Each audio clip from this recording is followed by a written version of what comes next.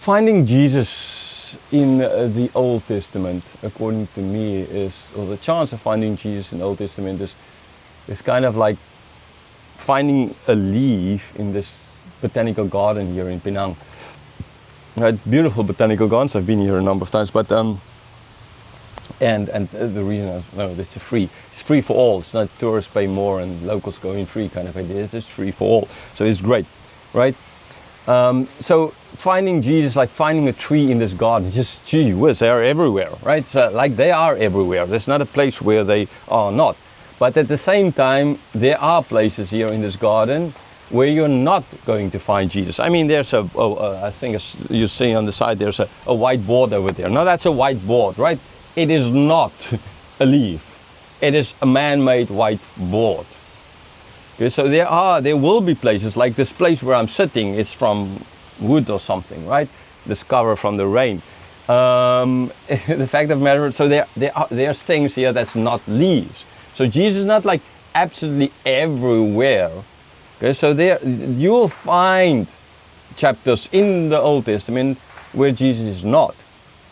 But behind the scenes, he's always there. Like the Spirit didn't just start doing something in 1 Corinthians or there in Acts chapter 2, in Acts, right? He's in the Old Testament. He was with Samson when he brought down that temple. Okay, he was with the people in the desert in Exodus when they built. He was with, maybe in a sense, with the wind blowing all throughout in the in Genesis, and in creation in Noah. That concept of the wind, because the Ruah, the Spirit, right? So the Spirit is everywhere. The Father is everywhere.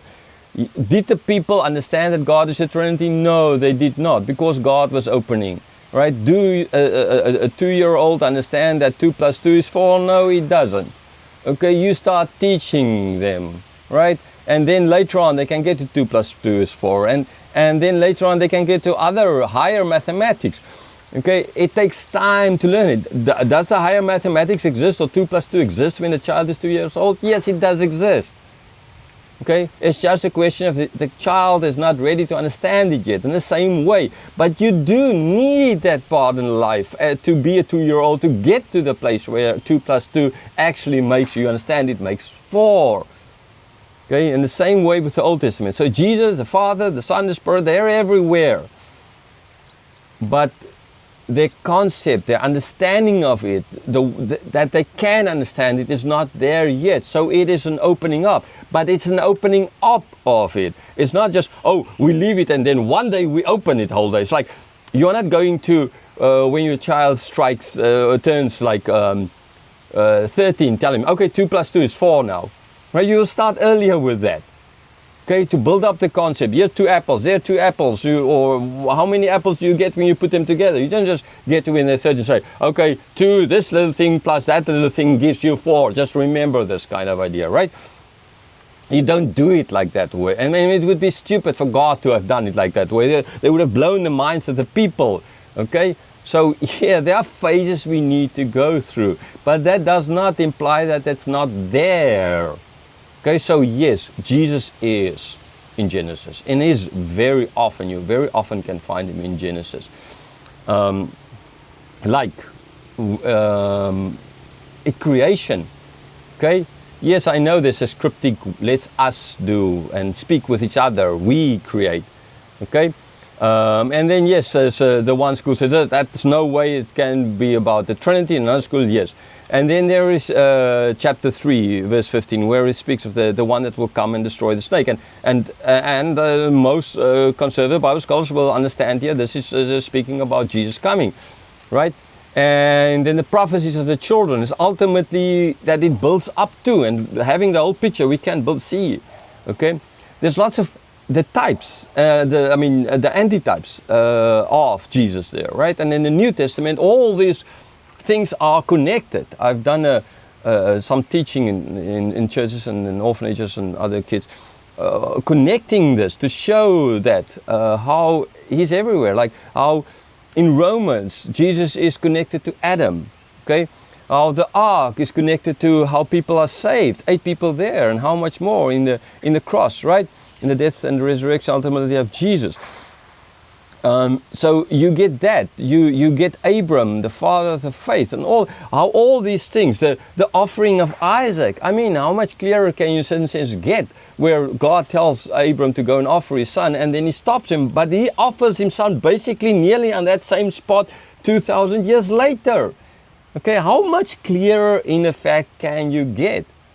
Yes, Abram didn't understand, but there was a faith looking forward and the anticipation of what is going to happen. Okay, Joseph as a very clear antitype of Christ, being sold into slavery for 20 pieces of silver. Okay, and Jesus ultimately, you can say he was a slave on this planet in a certain sense, right? But dying, not guilty, dying, right? Like Joseph, not guilty. You can go and study on those things. I've clearly shown you that everywhere it's pointing out that Joseph was not guilty. It was the brothers. All the guilt's on the brothers, not on Joseph, right? He wasn't bragging. Oh, look at my dreams, okay? So the guilty is the brothers, but for the greater good. I mean, how much more can that show towards and point towards Jesus? Okay, little monkey, good morning. So we have just a visitor here now, a female little monkey. Right, so how much more can that show and point towards Jesus than the suffering without being guilty? And how out of this evil, the death of Jesus, came forth good, because God planned it to save the elect, those who he has. Right? That is exactly what ultimately the life and the death of Jesus is. Okay? Did Joseph never sin? We don't know, it's not stated.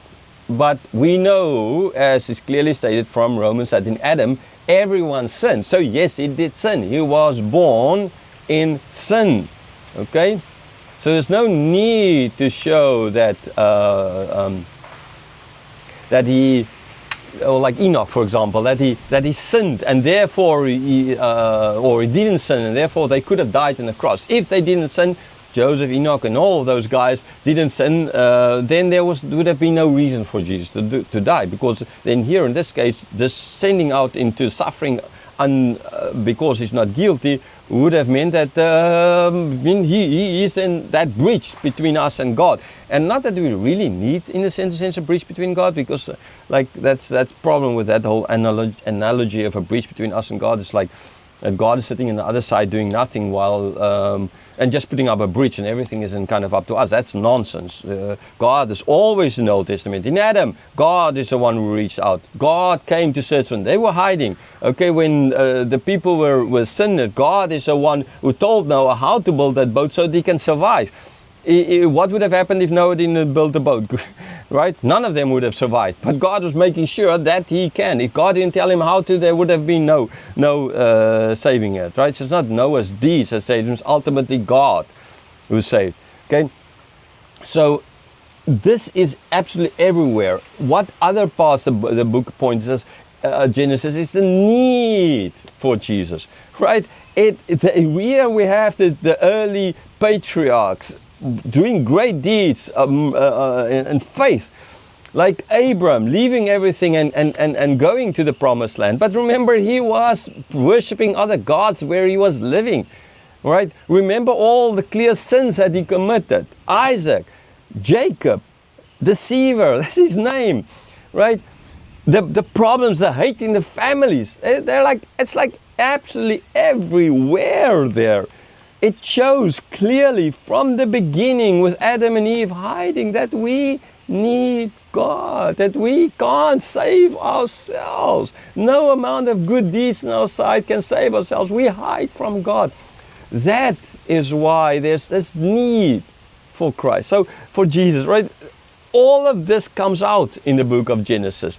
So yes, I can say a lot more. I didn't say a lot during the teaching about it. Maybe But some of it is just so clear. And as we get to the Old Testament, the New Testament, and we're going to connect it, I will say more and more about how this connects to that, how this connects to that. So, be patient a little bit. I can't do everything at one time. It's impossible. But I will get back to all of this. So what I just want to do now in this video is just to show you the necessity of why I start with the old and then now why I'm going to do the new for the different reasons, and that Jesus is absolutely, he is everywhere in the Old Testament, like the Father, like the Son, like the Spirit as well. Is not hiding in a sense of, but hiding in a sense that we can't, it's not clear yet. Okay, so we can't understand, that people couldn't understand yet the fact that God will come to earth. How is that even possible, born in a human? How is it even possible? Right? That could not have been understood by them.